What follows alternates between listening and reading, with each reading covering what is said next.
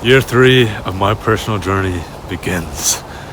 2024 will be a year full of many challenges as well as many opportunities. When I look back at 2023, I had some amazing moments. God blessed me with some of the greatest experiences of my life, from conferences to amazing friendships and the best summer of my life at camp. However, I don't think I was a good steward of all the time that God gave me. I wasted a lot of time. I wasn't as disciplined as I should have been. I was kind of just a lazy bum that reeked of sour fish. This year though, we are popping off. I even deleted Clash of Clans. If you know me, you can love that game. And I'm a nerd, but it took a lot just to press that delete button, let me tell you. But I just had to get rid of all these distractions because with great change, there's also come great sacrifice. I want to be a good steward of everything that God gives me in 2024. He's given me 365 days. And so what I do with that time is going to affect everyone I know, like myself, is going to affect my future. And I know what I have to do. I can't just waste my time on useless things. Barak Project's mission is to create a movement that brings young people back on the narrow path, denying their fleshly desires, growing in their relationship with God, and becoming the greatest version of themselves. I'm here to equip young people with the tools they need to unlock their true potential while giving them hope that they're not alone in this journey as they join a clan that spans the globe. I've said it before and I'll say it again, Barak Project is not a YouTube channel. YouTube is just the start, and if you know me, you know I'm one of the most ambitious people in the world. I'm not here just to make little videos here and there and talk about peeing off roofs, although that's fun. I'm here to change lives, to change the world. There are people struggling alone out there with no one to help them, but Barak Project is gonna help them. I'm gonna bring together people under one banner with the purpose of glorifying God and pleasing Him. We're going to do things that have never been done before to create disciples and unify the children of God. And we're going to have one war call. Let's go get this son of Vincent. I'm kidding. It's going to be 7-10. Come on.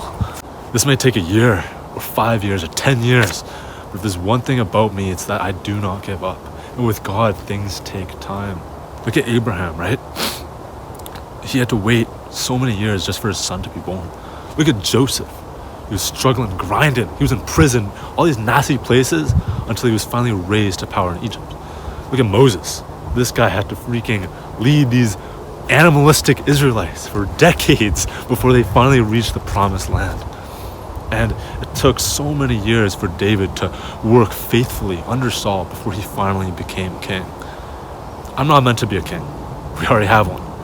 But I am meant to lead. Personally, I've been reflecting a lot on leadership and what it means and looks like. Everyone can become a leader, but what results is a bunch of leaders that are just leading others astray. This happens when we get a sense of leadership from this person and that person, but we don't truly understand it. Yet all of a sudden, we think we know it's best. You see, I've been observing certain people for the last few years. What is it that makes a leader? What do they do? What do they say? How do they say it? What do they look like? How do they smell? The thing is, these leaders can have a lot of followers and influence, but that doesn't mean that they're good leaders. However, there's one leader that I've followed that I believe is truly trustworthy. Lots of people love him. They shout his name. They're eager to hear every single word that comes from his mouth. Yet also there's a lot of people that hate him, and not everything that he does fits in line with the typical idea of what a leader should be. Yet he is still an exemplary leader.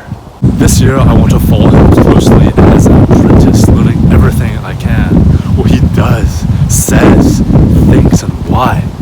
While my flesh desires leadership for sinful reasons like power, status, validation, I know that there is a good and pure leadership when it is rooted in and driven by the exemplar who is none other than Jesus. For my 3rd year of this journey, I will be a man of one thing, one focus, an apprentice to a master, a zeal for knowing God and leading others in truth. This leadership will not be built on worldly desires or passions. If it is, then I'll just be like every other leader. You won't be able to tell the difference. Instead, I hope that you'll be able to see that my leadership is grown from a process of being formed in the image of Christ for the sake of others, I think that's going to look starkly different. In June 2022, I said that in 2024, I'd lead a movement that brings people together in a community that spans the globe. That is still my mission, and one that is already unfolding. I will unite the brothers and sisters across the globe.